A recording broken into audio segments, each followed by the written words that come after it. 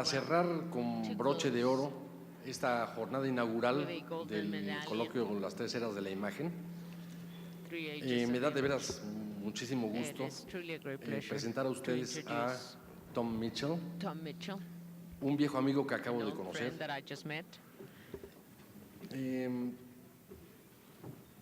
Tom Mitchell es profesor de la Universidad de Chicago desde hace ya 30 años. Es profesor de una manera más curiosa. Si uno se mete a la página de la Universidad de Chicago, encuentra que Tom Mitchell está en 3 distintos departamentos: el departamento de letras, o como ellos le llaman de inglés, el departamento de historia del arte y el departamento de artes visuales. Es decir, Tom Mitchell es en sí una persona interdisciplinaria.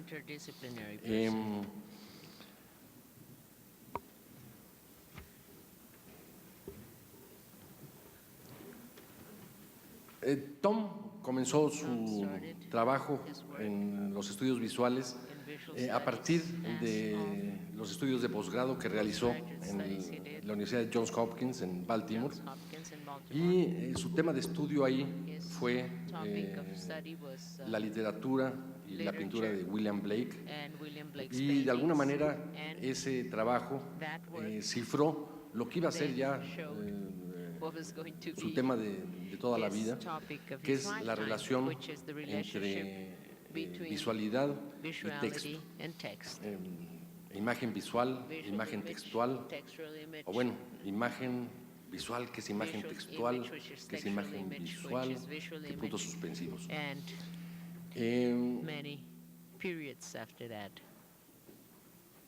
Tom tiene una docena de libros que han sido ya muy influyentes en el campo de la historia del arte, y mencionaré nada más algunos de ellos. Su primer gran hit fue un libro que se llamó Picture Theory, publicado en 1994, traducido al español como Teoría de la Imagen. Claro, aquí hay un problema que tenemos en el español, porque tenemos un poco la tosquedad de que no tenemos traducción para picture, ¿no? Sino metemos picture y foto y pintura, y todo eso es imagen.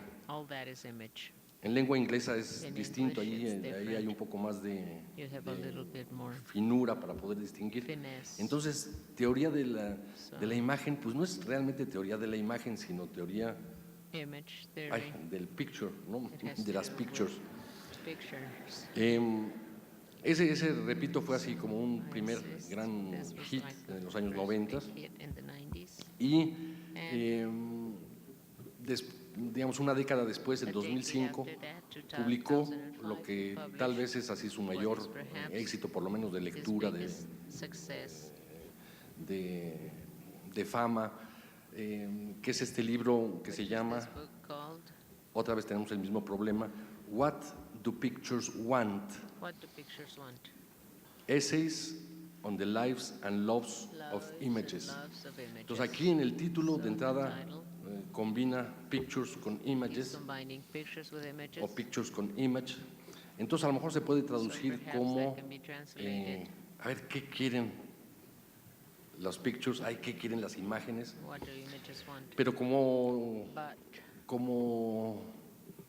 aclara al principio de ese libro, What Do Pictures Want tiene un doble sentido, ¿no? O sea, por un lado es a ver qué quiere la imagen, qué desea la imagen, pero al mismo tiempo want también quiere decir qué le falta a la imagen, qué pide la imagen o qué pide el picture. What is the picture asking for?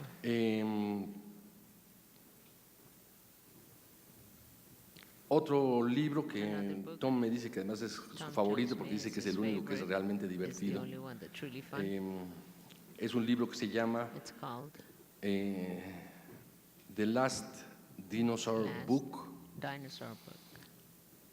También tenemos problemas de traducción, porque podría ser el libro del último dinosaurio, así como el último mohicano, o el último, que me parece que es el caso, el último libro de dinosaurios, La vida y los tiempos de un ícono cultural.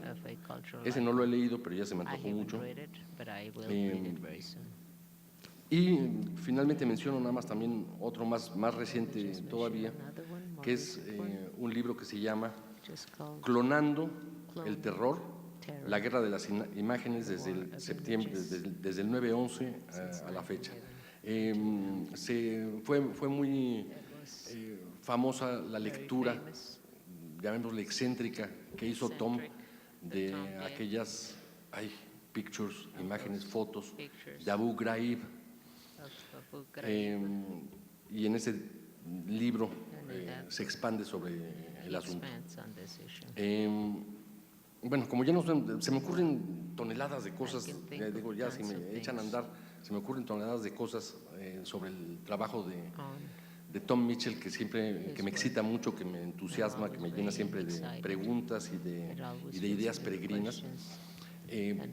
Pero como ya no quiero que este preámbulo se haga más largo de lo que ya de por sí es, sí quisiera terminar con una anécdota que me parece que da una idea muy clara de cuál es la trascendencia y la influencia del trabajo que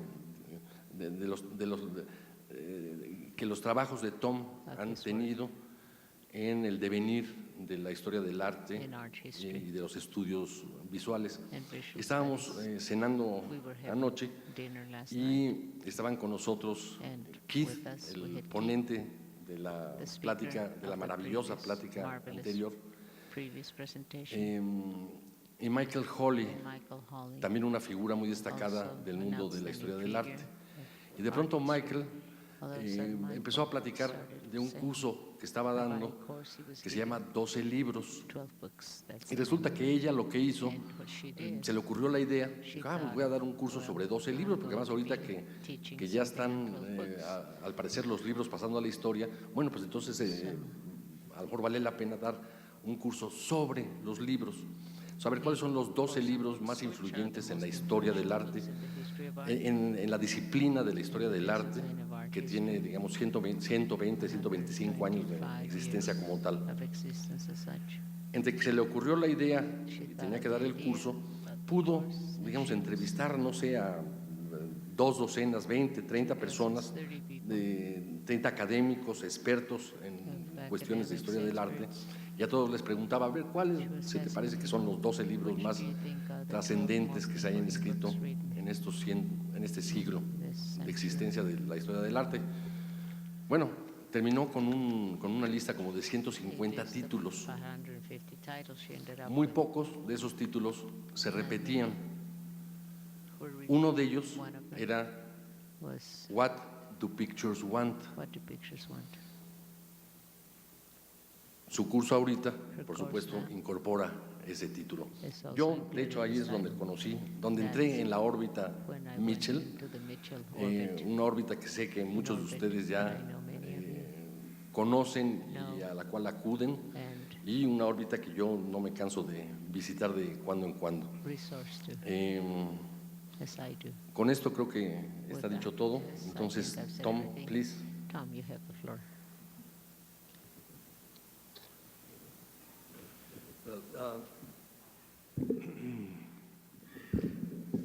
Muchas gracias, Mauricio, for the very generous Muchas gracias por esta presentación tan generosa y gentil. And, I also want to thank También the quiero organizers agradecer a of los the conference, organizadores, a los conferencistas, this audience, este amazing público audience. impresionante, How do you asombroso. stay awake? ¿Cómo se quedan despiertos todo el día, eh? You have great Tienen endurance. ustedes un aguante tremendo, ¿eh? I've been thinking, He estado since this pensando afternoon, desde esta tarde, when we discussed cuando the hablamos three eras of sobre the las image, 3 eras de la and the imagen work of, y el trabajo George Louis Brea, de Brea, who I think is the pienso ghost that que haunts es el this conference. fantasma que está en esta conferencia. That I also have a Y ghost. también yo tengo mi propio fantasma. But it's pero la temporalidad de un fantasma, entonces, para retomar lo que dijo Keith, es algo que es crucial para la naturaleza de la imagen. Los fantasmas vienen del pasado. A veces hay un fantasma que tiene futuro, pero Brea es el fantasma del pasado de este evento. Mi fantasma, y digamos que es el padre de este encuentro. Brea es. Para mi propia presentación, el fantasma es el de mi hijo, Gabriel Mitchell, que luchó con esquizofrenia 20 años, que es un cineasta, un artista muy dotado, un poeta, que luchó y terminó a los 38 años. Hace menos de 3 años terminó su lucha, pero dejó un archivo de reflexiones sobre la experiencia de la esquizofrenia en varios medios. Y voy a darles el nombre de su website en un momento para que puedan ustedes verlo, ustedes mismos. Él inspiró en mí durante su corta, breve vida un proyecto que se llama Ver la locura, la cultura visual y los medios, y revisitar el mundo que nos planteó Foucault en su magisterial Historia de la locura. El proyecto se basa en la idea de que la relación de la locura y la visualidad han llegado a un tipo de punto de crisis en nuestros tiempos, uno que se registra en muchas diferentes artes y medios. Tengo en mente no solamente la espectacularización de la enfermedad mental, su tratamiento como objeto de despliegue, de exhibición, de performance y de representación teatral. Ese lado del tema enfatizaría que el esfuerzo para mapear las variedades de la locura individual, de la depresión a la esquizofrenia, a síndrome postraumático y también trastornos bipolares, trastornos de atención, todos estos síndromes individuales que se incluyen en este sobrecreciente DSM-5 se les llama ahora, es decir, el manual diagnóstico estadístico de este tipo de enfermedades y síndromes obsoletos que ya no son parte también DSM. El más famoso, por supuesto, son las perversiones, la homosexualidad, que antes se trataba incluso como forma de locura, pero síndromes obsoletos, de problemas en los pensamientos, trastornos, histeria, el concepto medieval de la locura, folie, la locura en francés. Pero también tenemos otro lado de todo este tema. Quisiera llamarle iconomanía, y esa es la locura sobre las imágenes, la locura de las imágenes, por las imágenes, el esfuerzo de crear un meta-imagen totalizadora de un evento, un cuerpo de conocimiento. Esta es la forma de ver la locura en tal forma en que se coloca el énfasis en la primera palabra de la frase, se conforma entonces en la locura relacionada estrechamente con ciertas perversiones. Todos somos culpables de ciertas perversiones. Quizá haya aquí que sea inocente, ¿verdad? Pero bueno, lo dudo.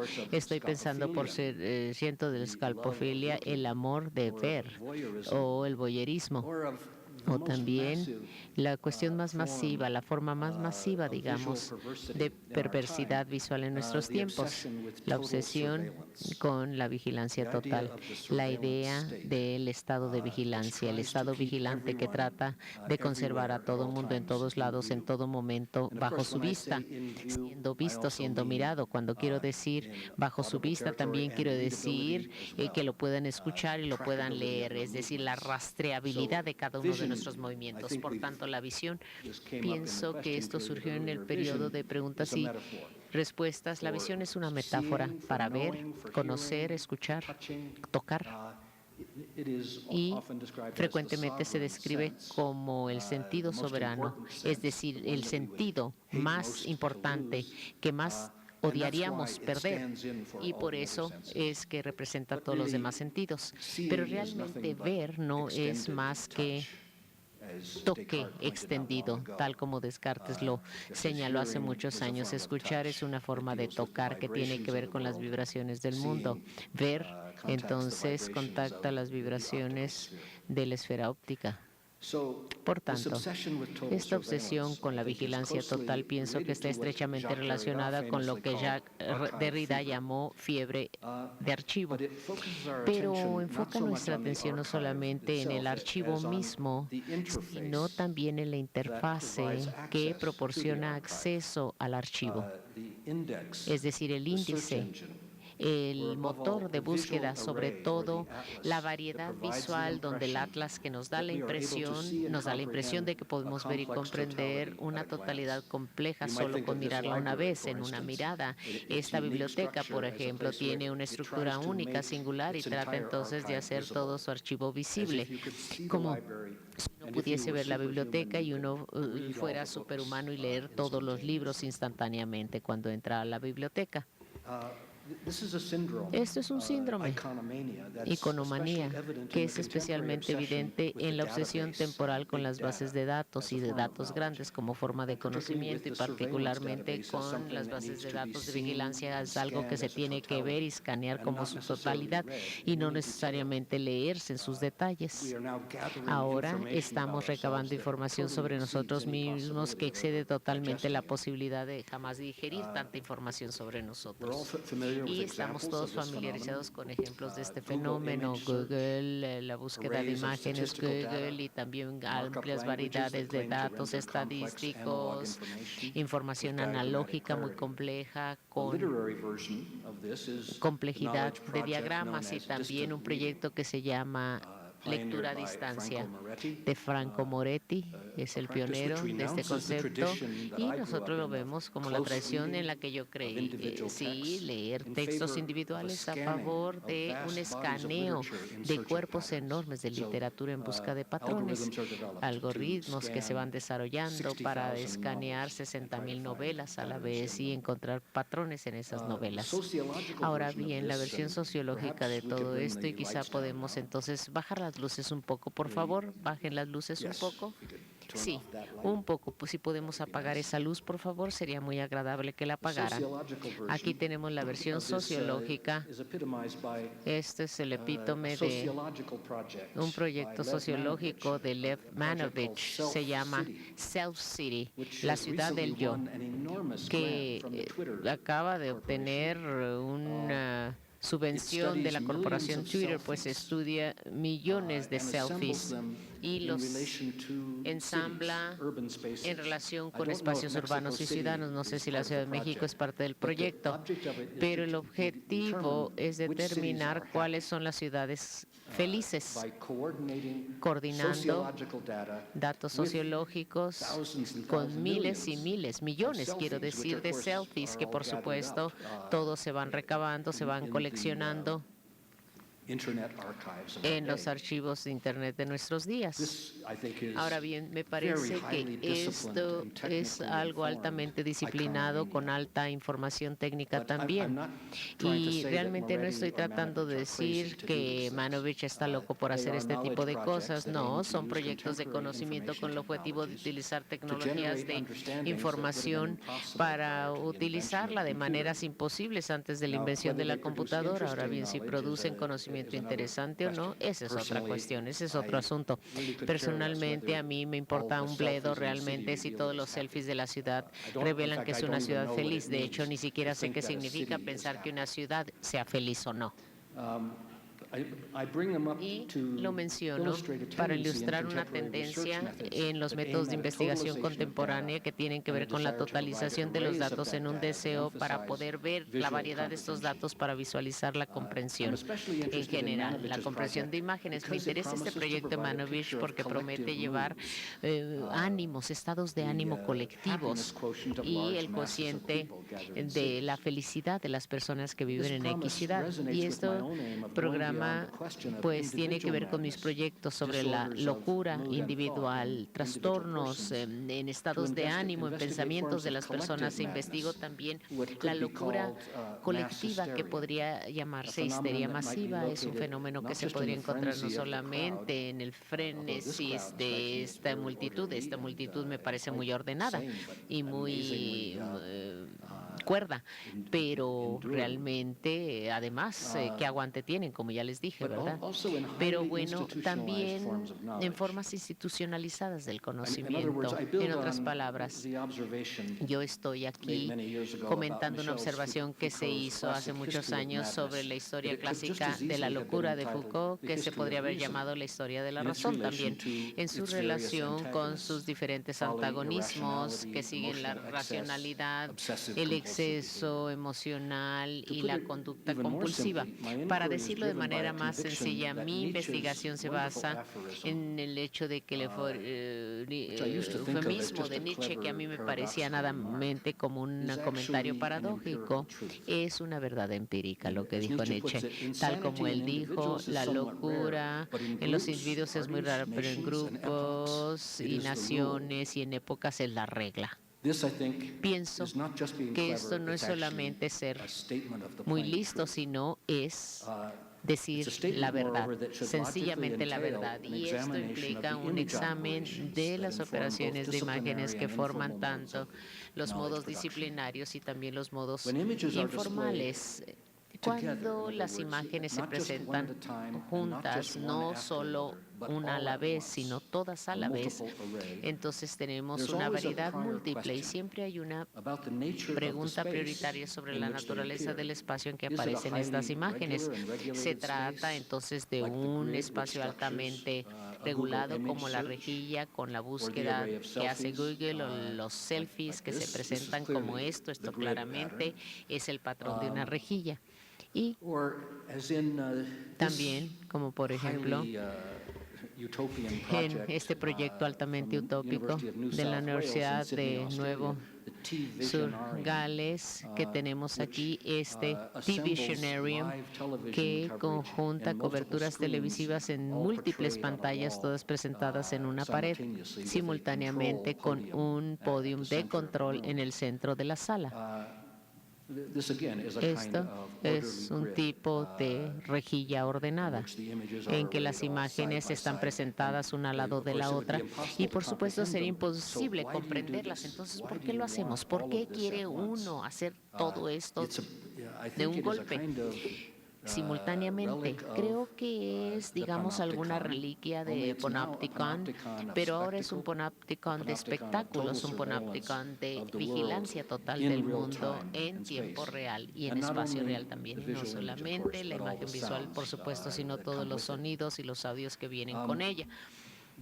Pero la autorrepresentación de esta imagen es muy curioso, porque aquí podemos ver, por ejemplo, básicamente cómo aparece en la cámara, ¿verdad? Es un tipo de meta imagen de una escena que escanea muchísimas imágenes, pero aquí tenemos la cuestión psicológica, la psicológica interna de todo esto. Aquí tenemos este vórtice, es un tornado, es un remolino, maelstrom de imágenes, como lo hubiera llamado Edgar Allan Poe. Allí tenemos al observador, está siendo confrontado por todas estas imágenes en movimiento.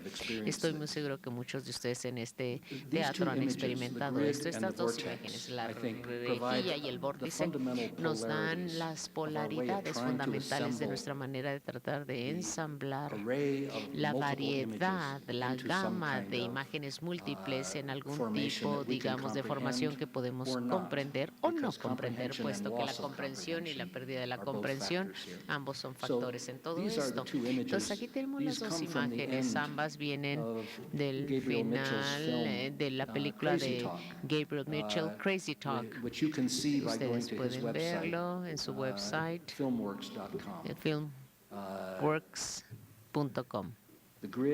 La rejilla y el vórtice. uno simboliza para él racionalidad, cordura, claridad, orden, estructura, y a veces incluso le llamó una metáfora para la terapia misma, puesto que él mismo estaba luchando con su contrario, con su opuesto, la desorientación, voces que venían de ningún lado, pesadillas y el caos y la confusión del vórtice. A la vez, él reconoció que estas dos imágenes estaban en relación dialéctica entre ellas y una podía generar a la otra. Y creó una obra que quiero mostrarles, que recientemente se completó, se terminó, quiero decir, hizo un modelo de la obra, que ahora ya lo terminó el escultor británico Anthony Bromley. Se llama El Cubo Infinito.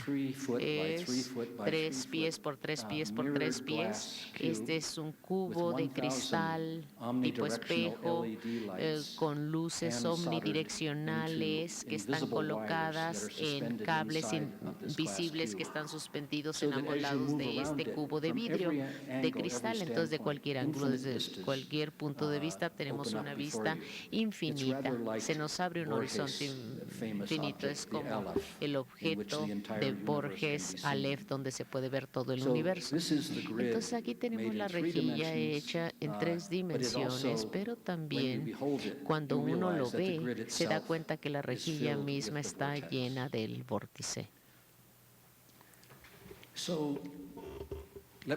Permítanme retomar ahora la pregunta de la variedad múltiple de imágenes. Cuando las imágenes se presentan de esta manera, cuando se despliegan en cualquier variedad que quieran ustedes, disculpen, esto es lo que sucede cuando no sigo mi texto, entonces estoy regresando a lo que ya dije hace rato. Bueno, pero ahora quiero hablar de la historia del arte un momento. Y todos los historiadores del arte que están aquí saben, conocen esta tecnología fundamental de nuestra disciplina, se llama la mesa de las diapositivas. Hace mucho tiempo estas mesas eran materiales, eran objetos materiales, quiero decir, en la primera era de la imagen teníamos aquellas pequeñas diapositivas en plástico y teníamos entonces las colocábamos todas en una mesa con luz abajo y allí uno las preparaba antes de la presentación, pero nunca jamás mostraba uno cuál era esta mesa de diapositivas. Era un aparato escondido, oculto en nuestra historia. De hecho, el año pasado estaba yo mostrando esto en una conferencia en Berlín y alguien llegó a la computadora y pensó que yo había cometido un error, porque dijeron, bueno, pues esto realmente, es la mesa de diapositivas de todas las diapositivas en esta presentación que les estoy dando. Entonces, si los dejo que la contemplaran, ni siquiera necesitarían ustedes mi conferencia, solamente podrían ir viendo diapositiva por diapositiva y verían de qué se trata el asunto. Pero bueno, no es una obra de arte.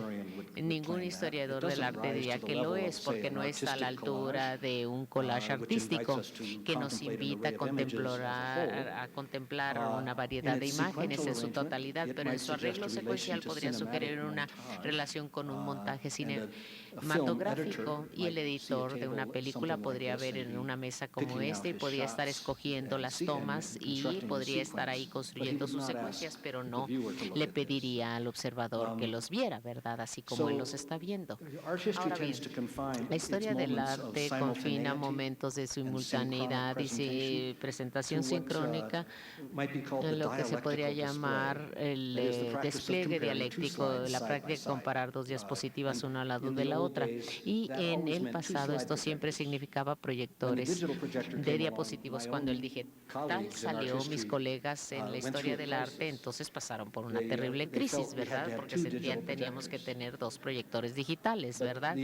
Pero nuestra computadora y nuestro tecnólogo, nuestro especialista en computación, dijo, si tenemos 2 proyectores, necesitaremos un programa enormemente complejo para poder impulsarlos, pero puedes poner 2 imágenes lado a lado en un solo marco, en un proyector digital, y tendrás el mismo efecto, nos dijeron.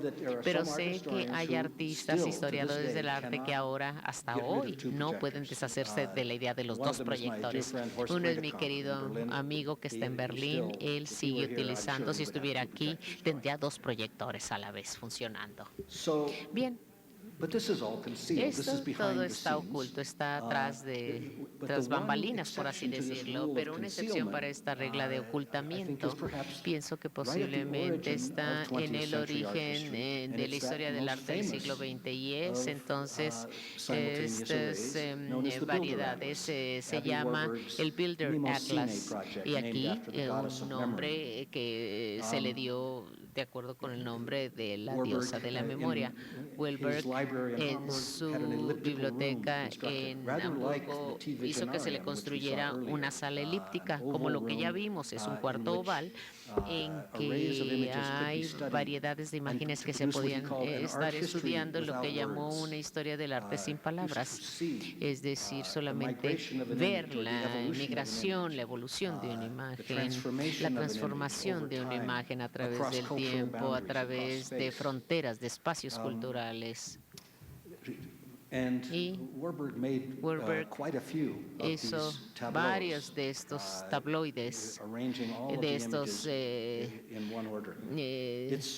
retratos. Es una de las veces en que algunos de los historiadores nos dan, entonces al inicio de la historia nos mostraron que estaban tratando de mostrar su mesa de diapositivas todos simultáneamente.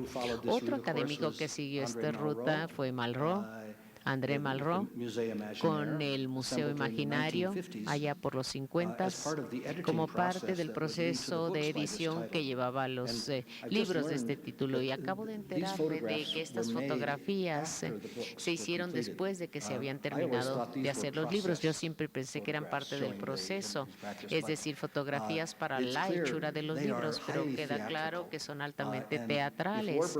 Y si Wilberg les da a ustedes el enfoque germánico del Builder Atlas, podemos decir que Malraux les da entonces el enfoque francés. Entonces, con Warburg todo tiene que ver con la angustia, con la ansiedad, pero con Malraux todo tiene que ver con el placer.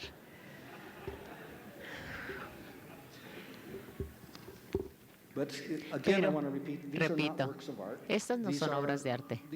Estas son procesos operativos.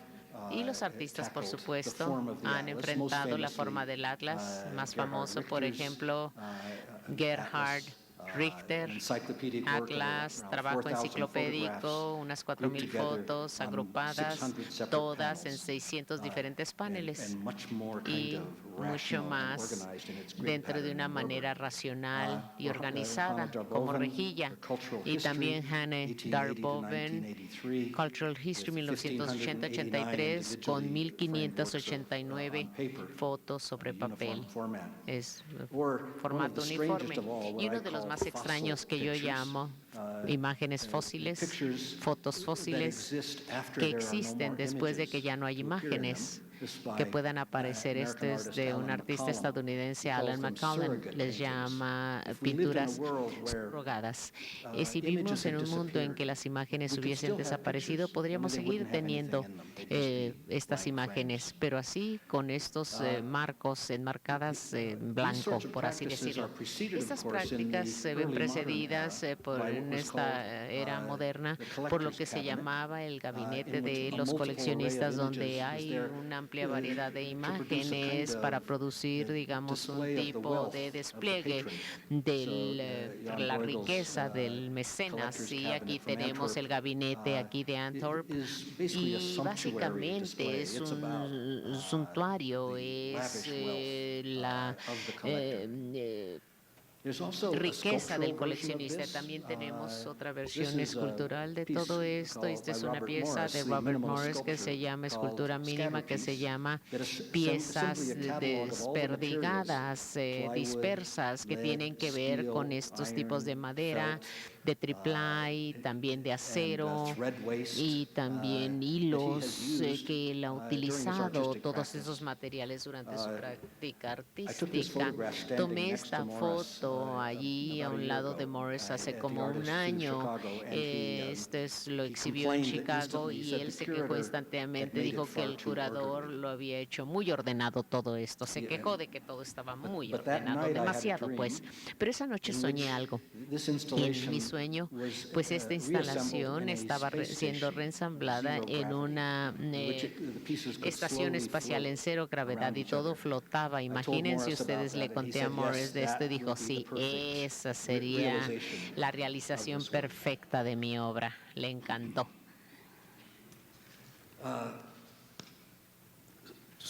Bien, no voy a hablar de qué hacen los artistas con el Atlas. Ya es suficiente, basta. Ahora quiero hablar sobre estos intentos por transformar múltiples imágenes y colocarlas en una composición unificada.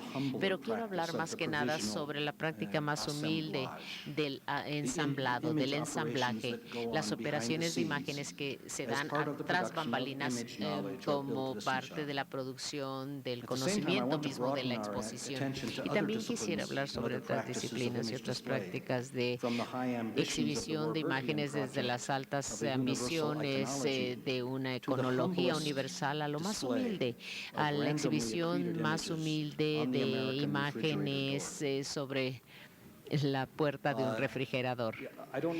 Ahora bien, ¿esta es una costumbre mexicana también? ¿Sí? Ah, bueno, sí, muy bien. Este es de la familia Mitchell, que es nuestro refrigerador. Todas las puertas de refrigeradores en Estados Unidos tienen que tener allí este ensamblado, este Builder's Atlas, imágenes, textos, recuerdos, y básicamente tiene, digamos, la misma función fundamental del Atlas de Abby Woolberg. Es una máquina de recuerdos, de memorias y de recuerdos, como ustedes pueden ver. Tiene algunos de mis héroes. Che Guevara está ahí, por supuesto, muy prominente. Mi hijo también está ahí en el lado derecho. Y allá en la parte superior tenemos una foto de una placa, pero es falsa, ¿eh? La placa de este auto, porque abajo dice Illinois es el estado donde los gobernadores hacen las placas de autos. Esa es una broma solo para personas que han vivido en Illinois, en Chicago. Nuestros gobernadores frecuentemente terminan en la cárcel, a veces durante el tiempo que son gobernadores por tantas triquiñuelas que andan haciendo. Bueno, pues. Si ustedes fueran detectives y estuvieran, o psicoanalistas también, supongan que quieren descubrir la psicología de la familia Mitchell, por ejemplo, como una pequeña comunidad, podrían estudiar este refrigerador y estoy seguro de que el refrigerador de todos ustedes nos da indicios. Es decir, si fuésemos detectives, también podríamos tener un perfil de lo que las personas van colocando en la puerta de su refrigerador, y creo que esto nos pasa con los ensamblajes de Facebook. Facebook es como desplegar, exhibir nuestros Builder Atlases en la esfera pública, o por lo menos en nuestra esfera pública limitada. Pero quiero hablar un poco más sobre la idea de que la imagen, para ser tratada como un indicio, no como una imagen de algo, no como una foto de algo, sino como un indicio, como una pista. Y pienso que esto nos ayuda entonces a llevarnos más allá de la historia y nos lleva a otras ciencias. Estoy pensando particularmente del libro de Ginsberg, Indicios, mitos y el método histórico. Y entonces ahí hay un vínculo entre la historia del arte y lo que debemos llamar las ciencias forenses, es decir, ciencias que tratan de descubrir la causa de algo, y particularmente criminología, por ejemplo, o digamos paleontología, el estudio de ruinas destruidas, qué sucedió con esas ruinas, por qué están destruidas, y también la ciencia de ver cadáveres, cuerpos, excavar los cuerpos de las fosas y ver qué se le hizo a esta gente, ¿verdad? Tristemente, pues esto es una industria que está creciendo mucho en nuestro mundo de hoy. Y entonces ciencias forenses están vinculadas con la historia del arte, puesto que nos dan evidencia visible y la tratan como evidencia, no tanto como imágenes de nada, sino como evidencia de algo o para algo.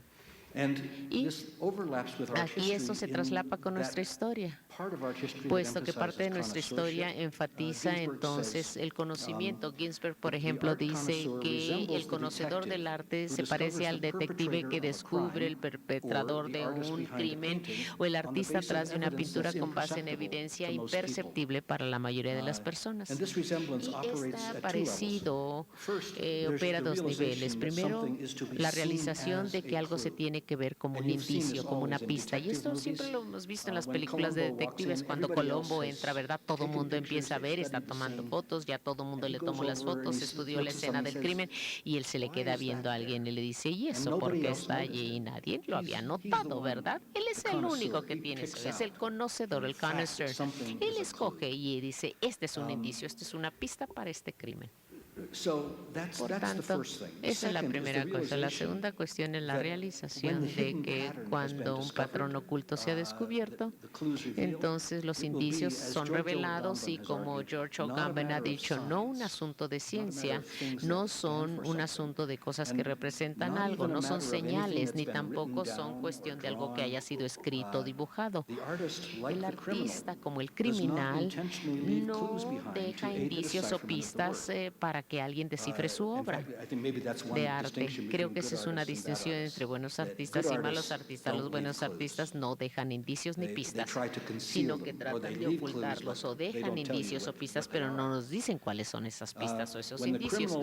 Cuando el criminal o el artista sí planta intencionalmente estas, entonces hay que ignorarlas o reconocerlas entonces como algo para engañar a la gente. Entonces el detective es como el historiador del arte, tiene que aprender a leer, y probablemente si hubiese una frase, digamos, en mi conferencia que quiero que recuerden, es leer lo que nunca se ha escrito. Y este es un comentario de Hugo von Hofmannsthal, formulación del astrólogo. La astrología, obviamente, es la ciencia de leer lo que jamás se escribió. Nadie colocó esas constelaciones allá para que nosotros anduviéramos leyéndolas, ¿verdad? Hércules haciendo uno de sus trabajos, por ejemplo. Que nosotros vamos encontrando ese patrón. Dentro de lo que vemos, leemos lo que nunca se escribió en las estrellas.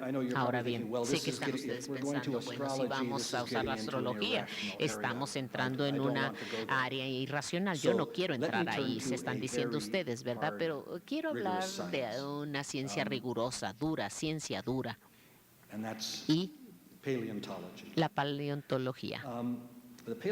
La paleontólogo Norman MacLeod ensambla atlases virtuales de especímenes virtuales para descifrar las transformaciones en una especie a través de millones de años. Gracias a la tecnología digital contemporánea y enormes bases de datos de escaneos, también escaneos tridimensionales y la impresión de todo esto para poder rastrear las transformaciones evolutivas que hubieran sido ilegibles con fotografías o representaciones manuales de especímenes. Como todos los científicos, bueno, él tiene que leer lo que nunca se escribió, los patrones que se presentan en el libro de la naturaleza desde el punto de vista iconológico. Las imágenes de los especímenes no solo son representaciones de las mismas, sino indicios, pistas para los procesos y operaciones naturales que llevan y van dejando esos rastros de fósiles. Entonces, esta codificación, las imágenes no se deben entender sencillamente como reproducciones de un original, sino como algo más, como algoritmos, cosas que dadas entonces el observador adecuado son programas autoejecutables que hacen que la reproducción tenga lugar. Y estoy pensando de lo que dijo Moxie hace rato en su conferencia cuando nos explicó las múltiples temporalidades codificadas en los diferentes objetos geológicos. Y solamente los geólogos saben leer todo esto, por supuesto, pero estoy cierto de que Keith nos puede decir, este fue el día, me acuerdo el día que escogí esta piedra, que la tomé. Eso es parte también de la temporalidad que él nos explicó. Para regresar a Wahlberg, las imágenes tienen esta variedad y aparecen en el atlas de Wahlberg, y frecuentemente se ha señalado que no solo son ejemplos, sino que son como ventanas hacia casos en una meta imagen MADA y también este tipo de imagen vigorizada son estados psíquicos que se han fosilizado, por así decirlo, en las imágenes. El secreto abierto en todas las imágenes de Wahlberg es que nunca se entienden adecuadamente como algo quieto, sino como instantáneas de una promoción de vida que ha dejado la imagen atrás, como un indicio, como una pista para algo, y son como fotos fijas, y las vidas de estas imágenes también están en sus formas humanas y son las firmas de pasiones o patos fórmulas codificadas que, según Agamben, no son ni señales ni símbolos, sino firmas.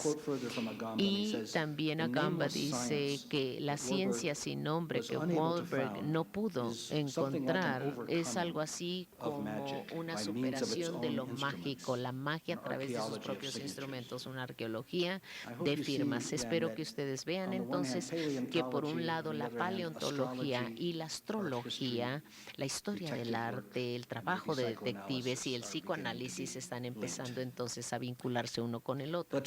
Pero aquí tenemos una pregunta sobre Wahlberg. ¿Por qué es que él no pudo fundar su ciencia de historia del arte sin texto?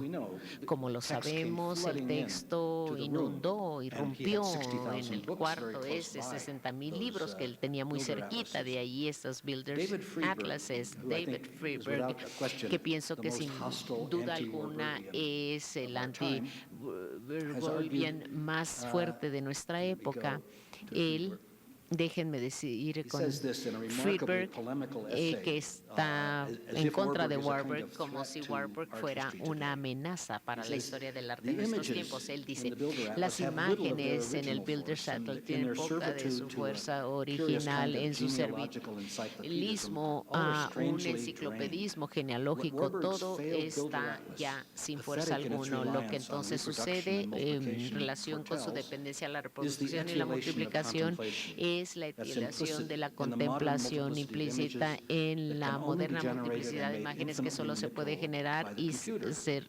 manipulable por la computadora, que para Warburg, esquizofrénico como siempre, hubiera desdeñado y amado a la vez. Bien, ¿Warburg era esquizofrénico siempre? ¿Qué podría significar esto? Bueno, no seguramente que estaba confinado en la clínica, en una clínica, ¿verdad? Esto duró solo unos años y siempre era lúcido en las tardes, estaba muy lúcido y se ponía a tomar el té con los visitantes. Y pienso que podemos decir que Friedberg dice que Warburg siempre estaba esquizofrénico, aun cuando era racional y lúcido. El Builder Atlas se tiene que leer no como un triunfo de la ciencia de las imágenes, sino como síntoma de iconomanía y una patología que ahora se ha convertido en algo endémico en la era de imágenes de Google. Entonces, sabemos que Google ha tomado posesión ya del Builder Atlas y ha creado un atlas de atlas, CES, es decir, una meta atlas. Y pienso que este es un desarrollo que Warburg quizá hubiera disfrutado. Podemos entrar en cualquiera de los 79 retablos y tener todo esto. Y el sueño de tener el arte sin palabras, discúlpenme, no funciona. Las palabras vienen e inundan todo lo demás.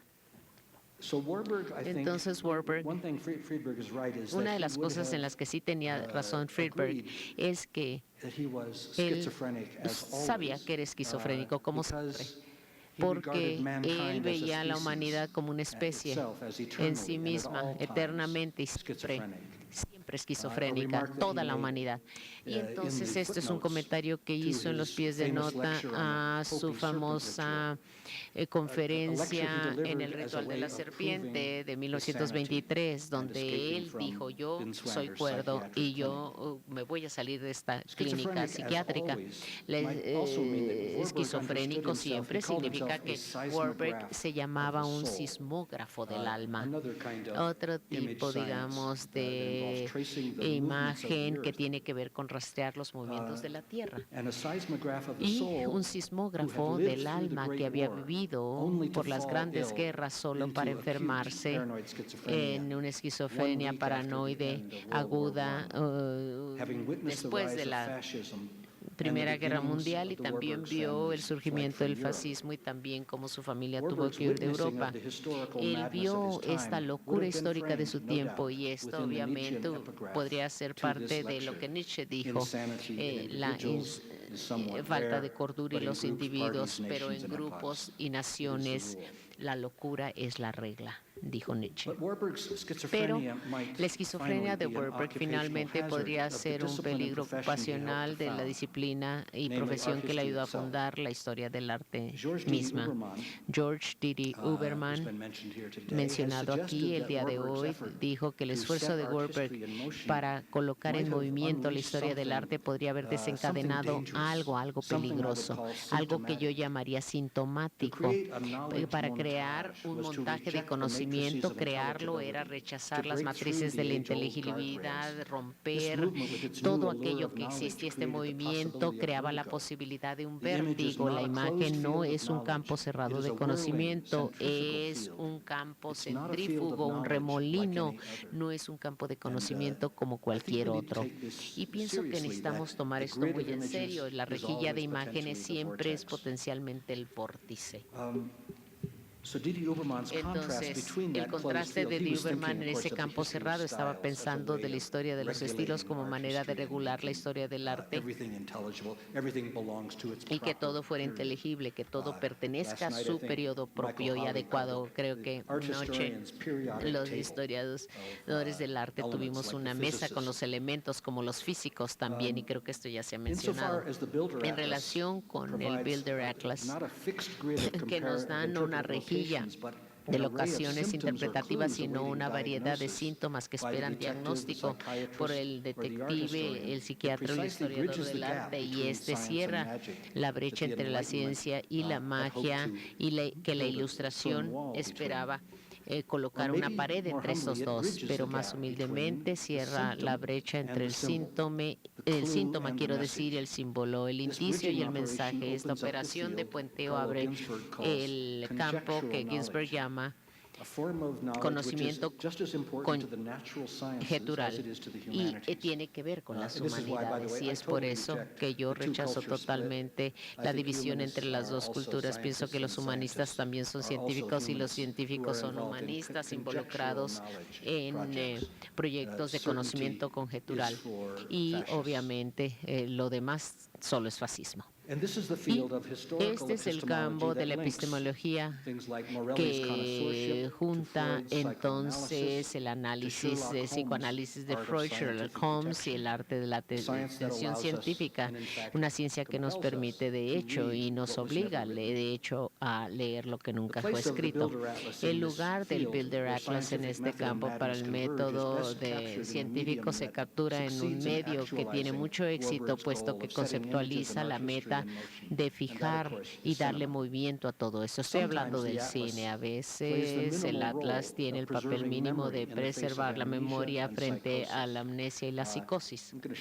Voy a mostrarles un recorte muy breve de la película maravillosa de Christopher Nolan, Memento, que es un recuerdo.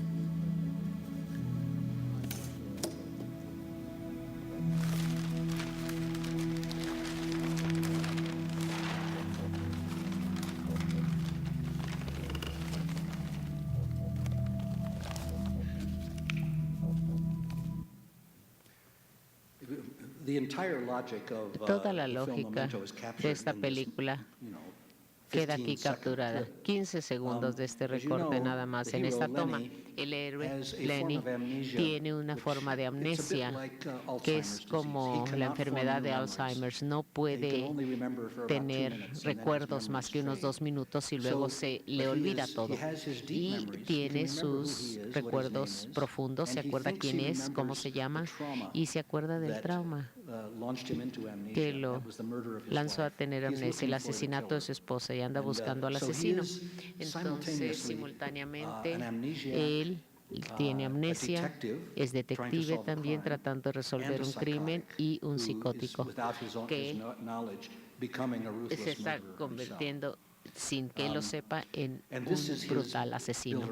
Y este es su Builder Atlas, este es su proyecto que trata de ayudarle a conservar sus recuerdos. También usa su cuerpo y cubre su cuerpo con tatuajes para los recuerdos más importantes que quiere conservar. Y pienso que esto es típico de una cierta convergencia entre el trabajo detective y la criminalidad y el fin de la forma cinemática misma. Si ustedes han visto Memento, saben que esto duplica el efecto de la amnesia desenvolviendo esa historia a la inversa, colocando al espectador en posición del detective que tiene que tratar las conductas de Lenny como una mezcla de investigación racial y de síntomas psicóticos. Por tanto, el atlas de imágenes aparece frecuentemente en filmes de este género sobre espionaje o investigaciones criminales.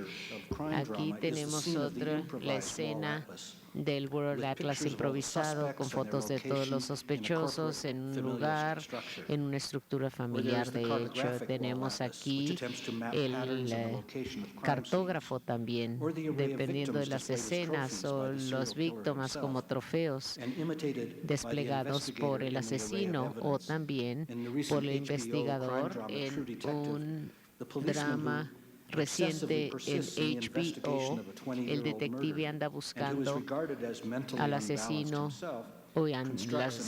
que tiene 20 años, y entonces hace todo un montaje que se parece a la simetría de la escena ritualista donde se dio el crimen. Entonces uno puede pensar que él es el criminal en serie que él mismo está buscando. Y también tenemos otros donde un agente de la CIA que sufre de desorden o trastorno bipolar, entonces ensambla un atlas de imágenes y textos para rastrear a un terrorista del Oriente Medio y lo va persiguiendo durante un periodo de 10 años. Y les voy a mostrar aquí una escena muy breve.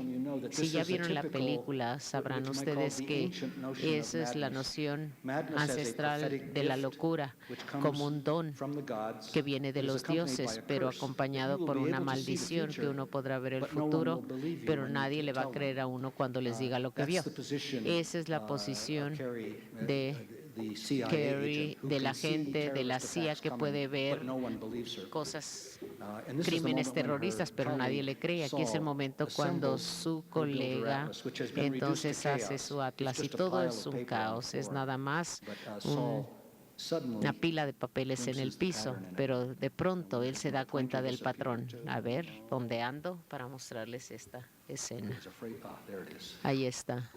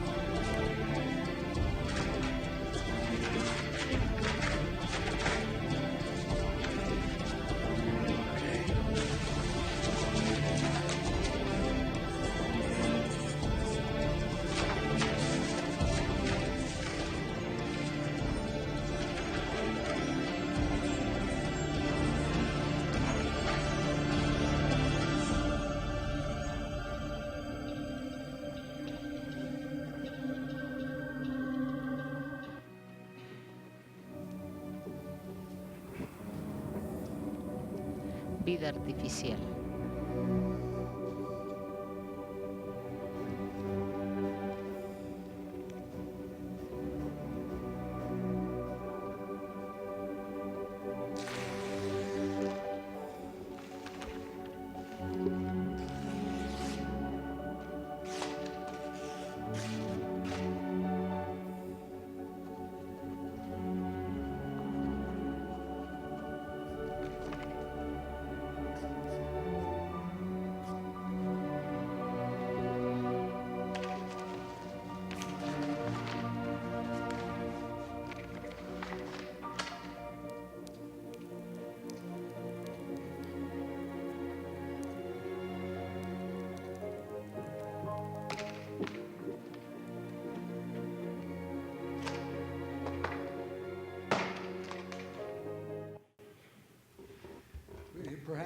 Quizá el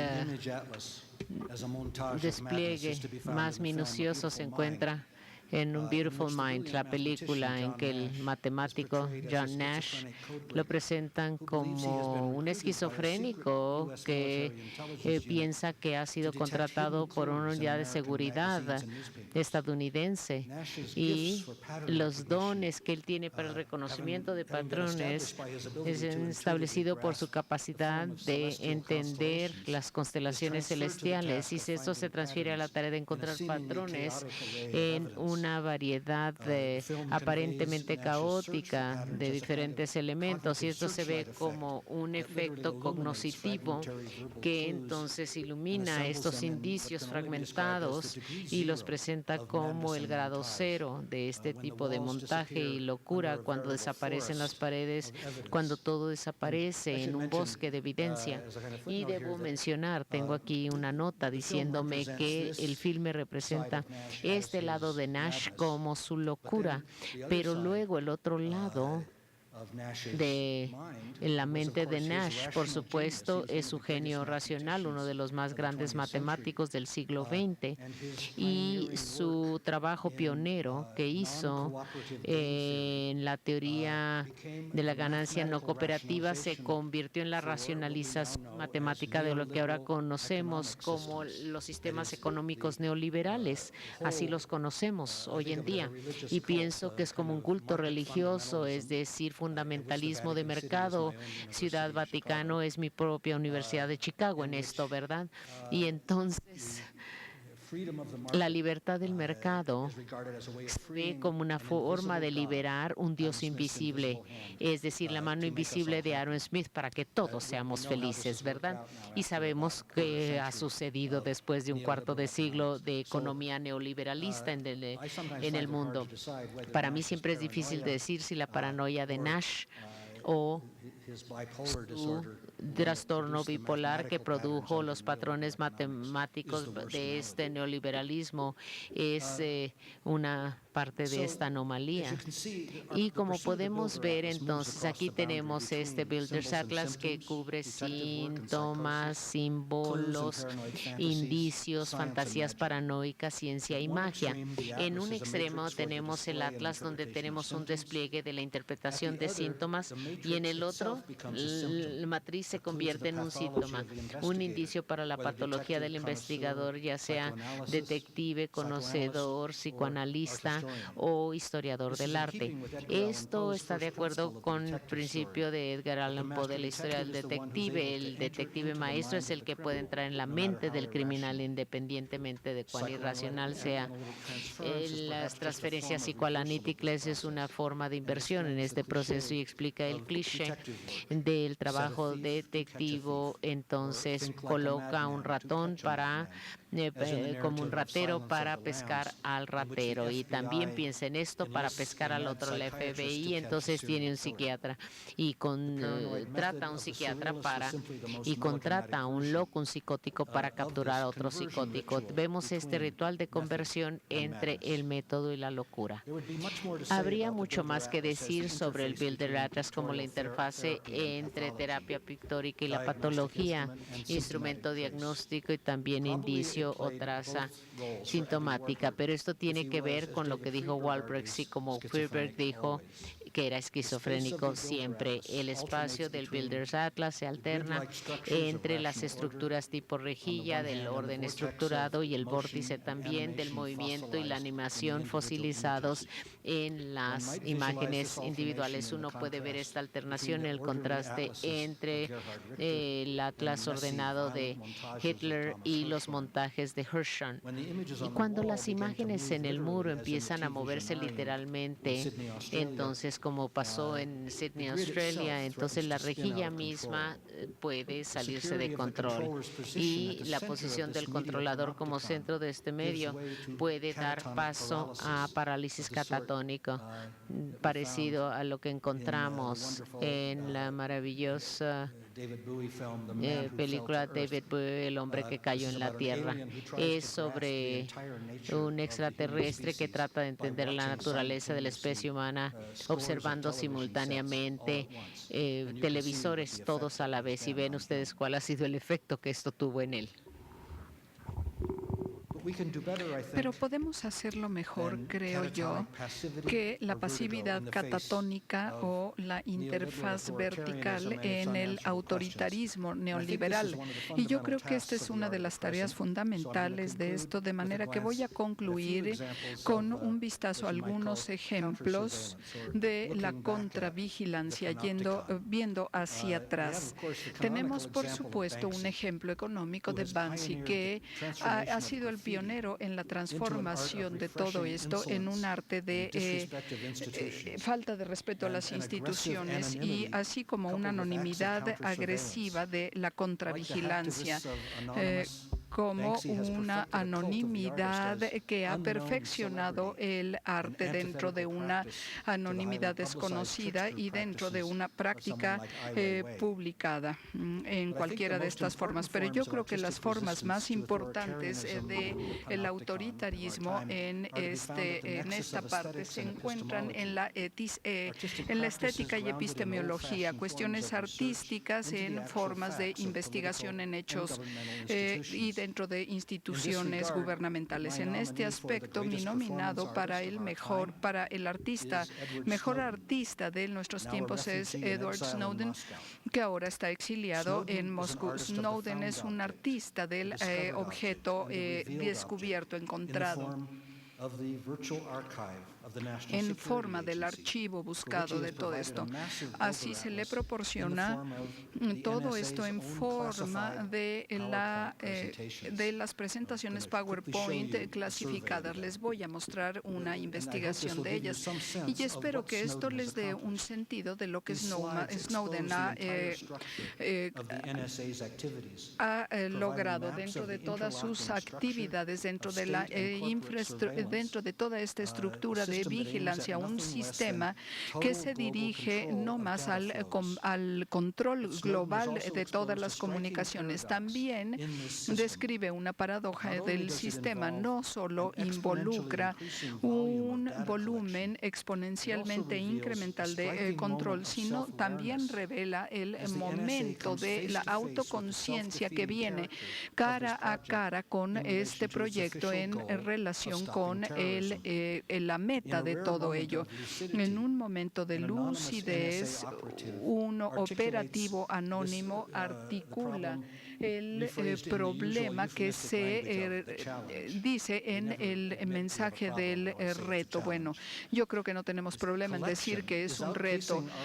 La colección es nuestra capacidad para ingerir, procesar y almacenar todas las normas a las cuales nos hemos acostumbrado, es decir, datos al grado en que nos dan un enorme dolor de estómago o en el sentido en el que se ha convertido en algo imposible buscar, que es lo que se supone que estamos buscando.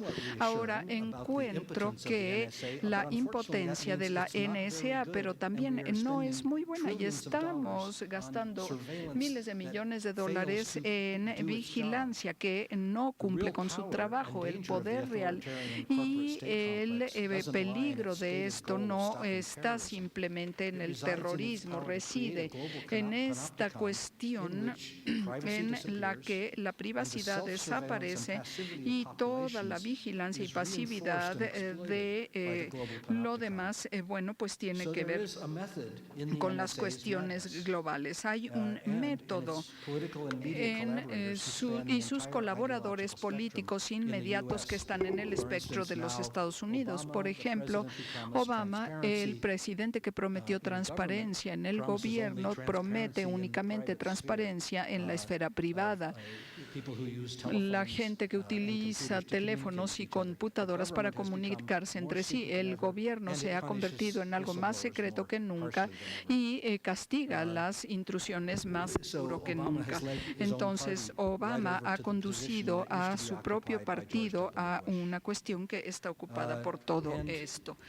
Ahora, bueno, todo lo demás tratan consistentemente como enfermos mentales, una estrategia mental que empezó en la Unión Soviética cuando retenían toda la información.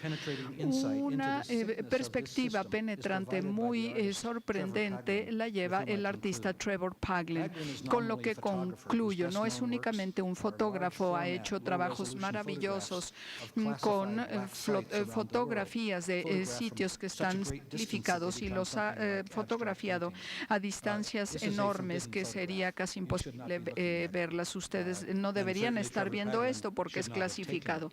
Y, por supuesto, el señor Paglen no debería haber tomado esta fotografía. Bueno, no es necesario decir que Paglen ha sido acusado de producir, bueno, algo que ellos llaman pornografía de la vigilancia. Y esto es lo que acompaña a Paglen con la vigilancia, que llama emblemas de todo el mundo. Una vista rápida de todo esto nos da cierto sentido del mundo lunático, de las insignias y las cuestiones patriotas que ellos hacen, que ellos mismos hacen. Y bueno, vean esto.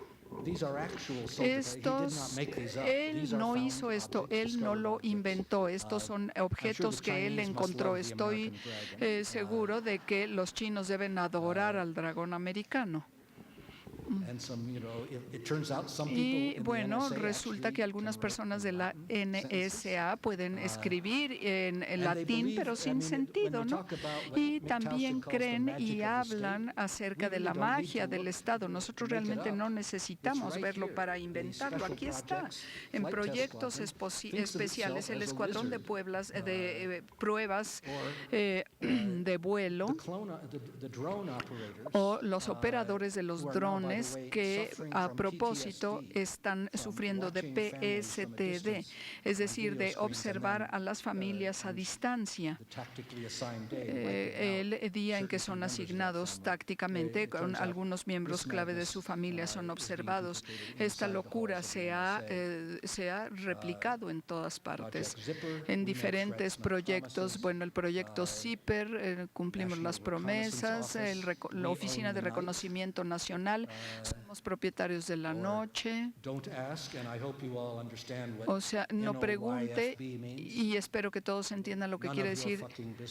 No es de su mugroso negocio, no le interesa, lárguese de ahí. Entonces, esto es en los Marines, Semper es el eslogan de los Marines, pero aquí dice simplemente en la oscuridad o siempre en la oscuridad, y esta es la historia, el final de la historia. Muchas gracias.